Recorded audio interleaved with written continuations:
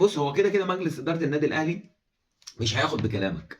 أنت قبل كده هتفت ضد إمام عاشور، والسبت مثلًا الخميس كنت بتنده بإمام عاشور، وإمام عاشور، وإمام عاشور، عاشور، عاشور، عاشور. فأنت ما لكش رأي بالنسبة لمجلس إدارة النادي الأهلي، أنت كجمهور ما لكش رأي.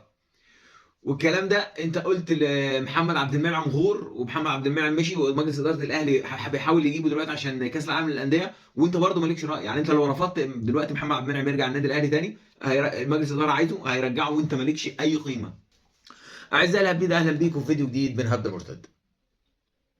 لأول مرة أحس إن جمهور الأهلي بيفهم، جمهور الأهلي بيميز، لأول مرة أحس إن جمهور الأهلي بدأ يعرف مين اللي معاه ومين اللي ضده، أو بالضبط كده هو فَقَس كل واحد، خلاص عرف أنت على إيه، أنت جاي ليه، أو أنت إيه لازمتك في الفرقة. لأول مرة جمهور الأهلي بيفكر، ما يبقاش منساق.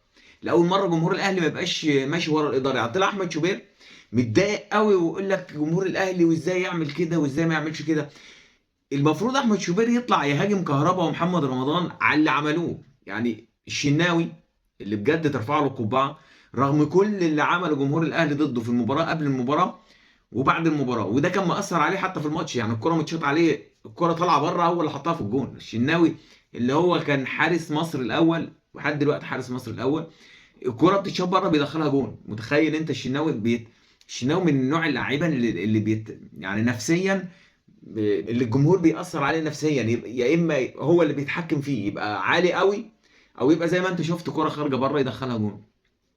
احمد شوبير طلع مش فاهم ازاي بيغلط الجمهور، وجاي على الجمهور قوي يقول لك الجمهور المفروض ما عملش كده، مع انه هو في الوقت ده المفروض يهاجم كهربا وبقوه. المفروض يهاجم امام عاشور اللي مش عارف ليه هم كلهم مسلطين الضوء على كهربا. واللي عمله امام عاشور ده اكتر بكتير من اللي عمله كهربا. يعني اللي عمله امام عاشور ده كارثه. ده بيرمي تيشيرت النادي الاهلي ويقول لك انا مش سامعكم. متخيل ان هو بيقول لك انا مش، انتوا مش على بالي اصلا، انتوا مش في دماغي.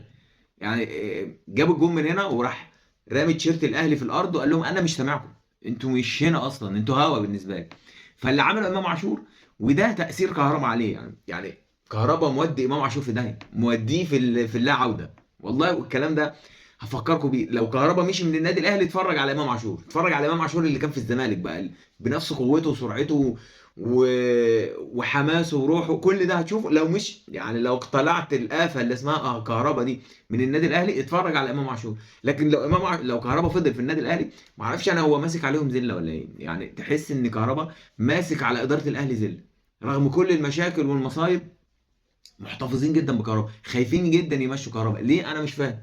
يعني حتى امام عاشور يعني يقول لك، يعني عادل القيعي بيقول لك انا حاسبني على اللاعب عندي، ما تحاسبوش على اخلاقه بره. طب اللاعب عندك كهربا عمل مشكله واثنين وثلاثه واربعه، امام عاشور عامل مشكله واثنين وثلاثه واربعه. انت فين بقى، انت فين من الكلام ده كله؟ ده كل ده عندك مش عندي، كل ده عندك انت. فكهربا وامام عاشور والله رايحين بالنادي الاهلي كله في حته ثالثه خالص. وازاي كهربا مؤثر لدرجه ان هو فرض كلمته على مدير الكوره وعلى اللعيبه كلها، على كابتن فريق الشناوي، على اللعيبه كلها زي رامي ربيعه، زي ياسر ابراهيم. ناس كبيره في الملعب، يعني ناس ليها تقولها في الملعب. ازاي مشى رايه على حسين الشحات، ازاي مشى رايه على مروان عطيه، ازاي مشى رايه على اللاعب ده واللاعب ده واللاعب ده. انا مش فاهم ايه قوه تاثير كهربا لدرجه ان هو يقول للعيبه مش هنروح للجمهور. ده ما حصلتش في التاريخ، ما حصلتش في تاريخ النادي الاهلي انه اي حد بقى ايا كان اي حد يمشي كلامه على اللعيبه ان هم ما يروحوش للجمهور. انت متخيل الجمهور اللي طلع وقال كل حاجه هو عايزها؟ لاول مره جمهور الاهلي بيطلع يقول لا ده يغور وده يمشي وده. انا فاللي عمله النادي الاهلي، جمهور النادي الاهلي بجد بيثبت اللي انا لازم تمشي كلمتي المره دي. لازم واحد زي كهربا ده يمشي لازم. لكن الشناوي انا شايف ان هو مظلوم في الحوار ده كله. الخلاصه يا صاحبي، شابوه شابوه شابوه لجمهور الاهلي اللي بجد عرف بقى، فهم كل واحد ازاي، فهم كل واحد هو عايز ايه بالظبط. هي دي الخلاصه يا صاحبي، وسلام.